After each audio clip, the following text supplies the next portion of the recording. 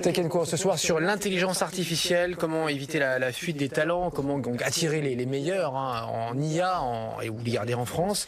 Et en deuxième partie tout à l'heure, dans un quart d'heure, on parlera aussi de comment recruter grâce à l'intelligence artificielle, donc, si elle peut nous permettre effectivement d'améliorer nos process de recrutement. On en parle ce soir avec nos invités, Jérémy Roche, PDG de Quantmetry, cabinet de conseil spécialisé en IA. Ça tombe bien, on en parle ce soir. Jérémy, bonsoir. Bonsoir. Merci d'être là. Romain Laura-Lui est avec nous, c'est votre voisin de gauche, donc Jérémy, directeur R&D du Criteo AI Lab, qui a ouvert ses portes il n'y a pas si longtemps que ça, il y a moins de 6 mois. Merci d'être là, Romain. Et puis Fred Bianchi est resté avec nous. Frédéric, rebonsoir. Donc pour interroger nos invités. Jérémy, peut-être je peux démarrer avec vous, puisque vous avez demain votre event, là, ça s'appelle Data Job, ça se passe au Carrousel du Louvre. Et effectivement, ça va être, vous présenter comme le plus grand salon de recrutement dans ces métiers de l'intelligence artificielle. Oui, alors c'est pas notre événement, c'est un événement qui a été à notre origine. Ça fait 6 ans qu'on le porte, mais c'est vraiment l'événement de l'écosystème.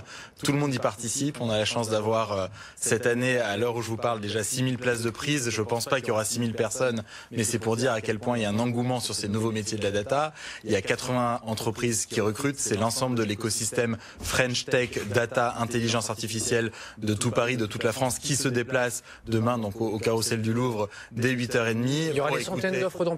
Alors, évidemment, il va y avoir des centaines d'offres d'emploi, mais surtout, il va y avoir des queues avec de nombreux candidats, de nombreux CV, de nombreux entretiens. Et nous, ce qu'on attend le plus, c'est qu'un candidat qui est embarrassé par ne pas savoir qu'il deviendra demain en tant que data scientist, il a la chance en une journée de rencontrer 80 boîtes différentes. Alors, il va peut-être pas toutes les rencontrer individuellement, mais il pourra récupérer les flyers, écouter les descriptions de jobs, envisager ce qu'il veut devenir et écouter toutes les conférences, parce que toutes les conférences vont parler de l'avenir de l'intelligence artificielle, sur des sujets passionnants, la santé, l'éthique, la défense, les RH, enfin voilà, il y a vraiment de quoi tout connaître en une journée sur la data. Romain, parlez-nous du Criteo AI Lab, à quoi ça sert? C'est comme un investissement de 20 millions d'euros là pour Criteo. Qu'est-ce que vous voulez faire passer comme message avec ce lab? Le Criteo AI Lab, c'est un investissement supplémentaire par rapport à l'investissement historique de Criteo. Criteo, c'est une boîte d'intelligence artificielle à la base. Ça a été fondé sur un moteur de recommandation en 2005 par deux ingénieurs français qui revenaient de chez Microsoft et un ingénieur serial entrepreneur, Jean-Baptiste Rudel, que je crois que vous connaissez ici, ils ont fondé qui est revenu aux manettes d'ailleurs. Et qui est revenu aux manettes, exactement. Il est revenu aux manettes et il s'est dit, bon, qu'est-ce qu'il faut qu'on fasse pour redonner une nouvelle impulsion qu'on a connue quand moi je suis arrivé chez Criteo, qu'on a commencé les débuts du machine learning, on appelait ça à l'époque, c'était pas encore IA, ça se ressemble beaucoup. Qu'est-ce qu'il faut qu'on fasse pour redonner un nouveau souffle? Et il a dit, après avoir consulté donc beaucoup de gens dont on fait partie, il s'est dit voilà. Le deep learning, l'intelligence artificielle, c'est vraiment ce qu'il y a au cœur de la boîte, au cœur de l'ADN de Criteo. Donc, il faut qu'on remette un gros effort dessus.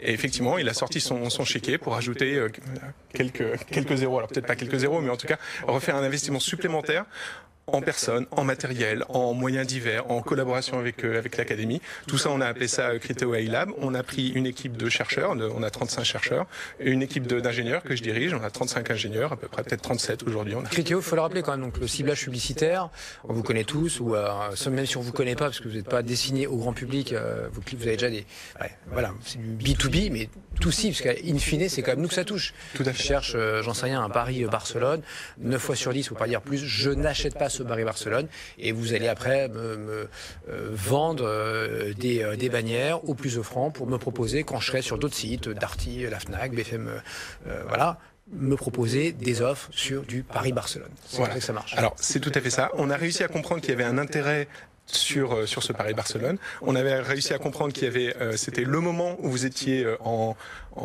vous aviez envie justement de faire cet achat, et donc c'est le moment où on peut arriver à faire quelque chose. Et l'idée, c'est aussi d'aller un petit peu plus loin, de comprendre les intérêts des gens, c'est pas uniquement sur ce qu'ils ont exprimé, mais sur ce qu'on arrive à deviner, et qu'est-ce qu'on peut apporter en plus justement. Et c'est là qu'on a vraiment besoin d'un moteur d'intelligence artificielle pour comprendre finalement qu'est-ce qui va intéresser les gens, quels produits je peux leur proposer. Boîte cotée à Wall Street depuis quelques années, qui a valu jusqu'à peut-être 3-4 milliards, qui vaut un peu moins aujourd'hui, parce qu'il y a notamment cette histoire de cookies parfois bloqués censuré, on va dire, par des grands géants type Apple, et ça a un peu compliqué les choses. Mais bon, voilà, vous en avez vu d'autres. Il y a eu d'autres virages chez Criteo, donc on vous fait confiance pour trouver la prochaine martingale. Fred Bianchi, si on reste là sur l'IA, les centres d'IA, on parlait de Criteo, ils sont en train de se multiplier là à Paris. Je veux dire, il y a visiblement une French touch dans l'intelligence artificielle. Oui, ça c'est une bonne nouvelle. La France, sur la carte du monde de l'IA, elle est assez centrale. On s'arrache aujourd'hui les étudiants qui sont diplômés en IA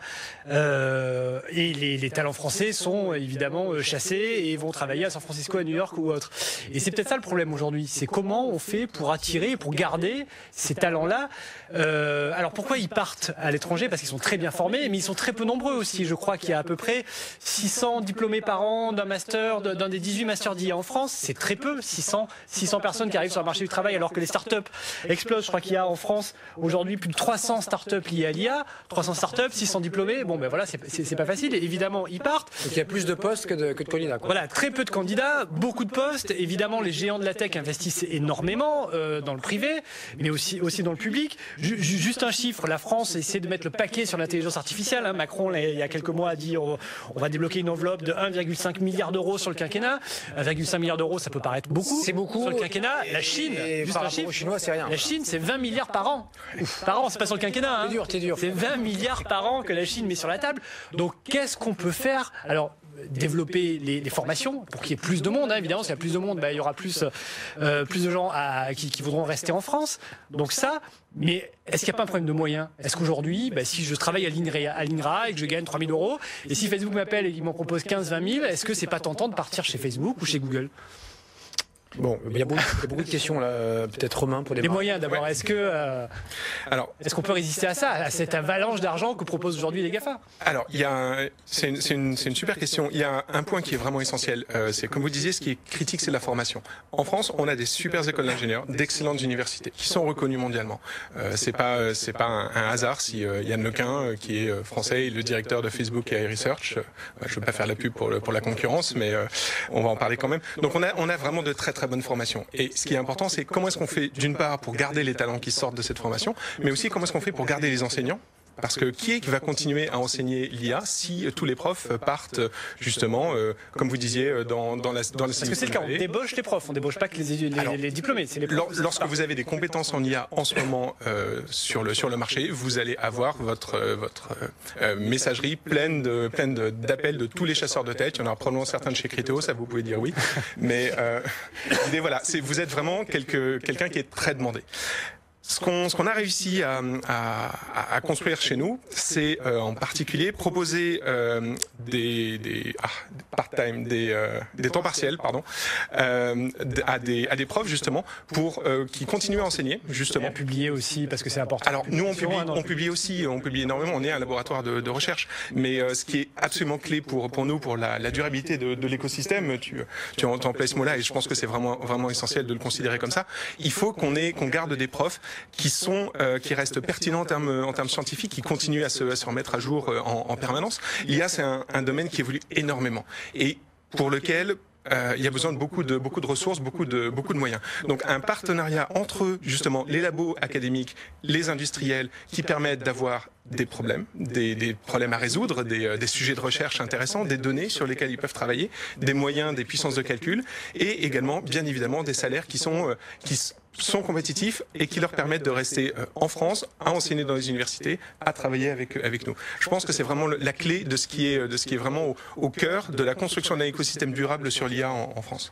Jérémy, si c'est qu'une bataille de moyens, c'est vrai qu'on a déjà du mal à rester leader, quoi, ou à devenir, je trouve, leader. Ouais, le monde entier regarde la France. Il y a une école mathématique française, il y a une forme d'école française de l'intelligence artificielle qui est en cours de création et qui donne lieu à énormément d'intérêt. Alors on se retrouve dans une situation où malheureusement on forme très bien les gens, mais ils restent pas tout à fait ici. Donc il y a plusieurs solutions pour pallier à ça. Comme dans le foot, comme dans la banque il y a 20 ou 30 ans, où les meilleurs de personnes. Alors qu'il y a plus d'attente sur le regardez, métier de la data, dans la on parle de banque, il y a quelques longtemps, centaines de milliers de on les a envoyés à Londres, à New York, nos meilleurs banquiers. C'est vrai, mais je crois qu'il y a une autre époque aussi où ça parlait français dans les banques américaines ou dans les banques londoniennes. Aujourd'hui, ça parle pas français dans les couloirs forcément de Google et de Facebook, bien que on va débaucher quand même les meilleurs talents français. On va dire qu'il y a moins de give back, il y a moins de rendu peut-être dans cet écosystème-là qu'il y en avait par le passé. Il y a quand même des solutions. Je pense qu'aujourd'hui, j'appelle de mes voeux l'idée qu'on puisse avoir des formations plus courtes pour devenir data scientist. C'est déjà très long, 5 ans d'avoir un master 2. Certains font une thèse, sans parler des cycles où il y a parfois des alternances ou des possibilités de faire des césures. Et donc ça prolonge énormément le temps de rentrer sur le marché. Donc ça pourrait être déjà une première solution. Puis je pense qu'il ne faut pas regarder le problème uniquement comme un problème de moyens, parce que déjà si on regarde ce problème-là, on est mal barré, on va pas y arriver. En fait, le problème pour moi, c'est que on ne regarde pas au bon endroit lorsqu'on regarde la valeur de l'intelligence artificielle. La valeur de l'intelligence artificielle, c'est la valeur de la donnée. Et il n'y a que la donnée qui crée de la valeur dans l'intelligence artificielle. La donnée, ce sont les Américains qui là, oui, Alors pas forcément, parce que là vous parlez de la donnée qui est la donnée digitale, donc entre guillemets la donnée des gens qui surfent sur Internet. Mais si vous pensez à la donnée de santé, qui a la donnée de santé aujourd'hui? D'un côté... Pardon? La Sécu en France? Voilà. Ouais. Ou bien vous avez un système hyper centralisé qui a bien fait son travail à la fois d'anonymisation de la donnée, de protection des données individuelles et qui a un patrimoine gigantesque, par exemple d'imagerie médicale. Et puis l'école médicale cette fois-ci de France, c'est quand même assez exceptionnel. Ou bien vous avez un modèle qui est hyper morcelé, qui est aux États-Unis, donc beaucoup moins de centralisation. Ou bien vous avez un modèle chinois dans lequel il y a beaucoup moins de protection. Et là, on ne sait pas comment les données vont être utilisées. Elles sont protégées, mais elles sont gardées et exploitées par le. Ouais, alors protégées, ça voudrait dire protégé à l'intérêt des citoyens, et en réalité, si c'est exploité par l'État, c'est que c'est pas si protégé que ça. Non, en réalité, moi je pense que la valeur, elle va être dans une politique d'ouverture des données. C'est-à-dire que si la France est capable de proposer une stratégie un peu fragmentée en disant je vous montre un peu de mes données, mais en échange vous investissez en France, vous mettez des laboratoires de recherche, vous faites venir un certain nombre de formations sur le terrain français, et donc on va créer des partenariats, on va créer de la valeur, on va penser à un modèle d'affaires pour partager cette valeur-là. Alors la France va devenir centrale parce qu'elle a un atout à jouer, c'est la protection des données des citoyens français. En fait, la France a été une des premières à réglementer la notion de protection des données individuelles. Il y a le règlement européen RGPD qui contribue énormément, et c'est pas fini, ça va continuer dans cette direction. Et je pense qu'un jour il y aura une demande citoyenne de pays autres que français pour avoir un modèle de gestion de la donnée à la française. Et ça peut être vraiment un atout gigantissime. Donc il suffit que d'avoir la volonté d'aller dans cette direction politique, qui n'est pas une dimension qui va coûter de l'argent. Par ailleurs, 1,5 milliard, c'est pas assez, mais moi je les ai toujours pas vus. Donc c'est vrai qu'ils ont été annoncés. Sur le quinquennat, il reste 3 ans. Oui, mais on a annoncé les 3 IA. Vous savez, il y avait un rapport Villani qui annonçait des super instituts 3 IA. Bon, c'est pas terminé. Il y a la compétition. On sait pas quelles sont les villes qui vont gagner, mais apparemment c'est une enveloppe qui est plutôt de l'ordre de 100 millions. Donc il reste encore beaucoup à dépenser. Je suis curieux de savoir quels seront les heureux bénéficiaires de ces stratégies. Juste un mot peut-être pour terminer ce débat. La bonne nouvelle, c'est que les géants américains ou étrangers viennent en France ouvrir leur laboratoire. Quelques exemples. Il y a Google qui recrute 200 personnes dans l'IA en France pour la France, pour son laboratoire en France. Facebook en a 60 personnes, Samsung 100, etc., etc. Donc voilà, ils viennent, ces géants internationaux, créer leur laboratoire en France. Donc l'écosystème reste un peu en France malgré tout. Ça marche moyen ça, parce que moi je tombe pas dans le panneau. Premièrement, c'est une goutte d'eau pour ces gens-là. Ils ont des salariés en centaines de milliers. C'est pas 200 personnes qui vont installer en France qui va rééquilibrer les forces entre les pays. Deuxièmement, la France, c'est un terreau hyper fertile pour la R&D. Enfin, on a quand même le crédit impôt recherche. C'est une manne financière gigantesque quand on est ingénieur, quand on est chercheur, quand on fait de la R&D, quand on fait de l'intelligence artificielle. Donc aujourd'hui, c'est plus des bénéficiaires que vraiment des contributeurs en arrivant jusqu'à chez nous. Alors, oui, peut-être juste un mot, on marquera une crédit pause. impôt recherche, c'est pour les boîtes qui payent leurs impôts d'ailleurs. Oui, sans parler du fait qu'il y a un terrain qui mène à certaines interrogations sur le fait de contribuer à la fiscalité aussi dans les pays où ils opèrent. Mais moi, je pense que l'enjeu principal, c'est que toutes ces sociétés étrangères qui sont arrivées en France, elles sont arrivées sous une bannière. Cette bannière, c'est AI for Good, parce que l'Élysée a voulu brander l'idée de faire de l'intelligence artificielle en France au service d'une cause qui nous dépasse, qui est le bienfait de l'humanité, l'amélioration du monde, et c'est très bien. Moi, j'appelle vraiment de mes voeux le fait que ces acteurs-là investissent véritablement dans des choses qui sont utiles. Comment on réduit le chômage en France par l'intelligence artificielle? C'est faisable, c'est possible. Comment ils y contribuent? Comment on fait en sorte, en France, demain, de mieux gérer le système d'assurance maladie? Parce que, certes, nos soins sont très bons, certes nos médecins sont très bons, l'accès aux soins est excellentissime, mais qu'est-ce que ça nous coûte? Est-ce qu'on pourrait pas un petit peu améliorer tout ça avec des objets connectés? Qu'est-ce qu'on pense de la fraude fiscale justement? Est-ce que ces acteurs-là ne peuvent pas contribuer à créer des algorithmes qui seront plus performants au service des citoyens français? Voilà une bonne manière de faire l'AI for good pour ces acteurs américains qui profitent de notre terreau. Vous avez plein d'idées, Jérémy, on achète, on aime bien ça sur BFM Business, notamment celui de l'emploi, hein, est toujours autour de 9-10% de taux de chômage en France. Est-ce que l'IA demain peut régler en partie ce problème? On en parle avec vous dans un instant, 21h17, c'est Tech & Co, on est là jusqu'à 22h tous les soirs.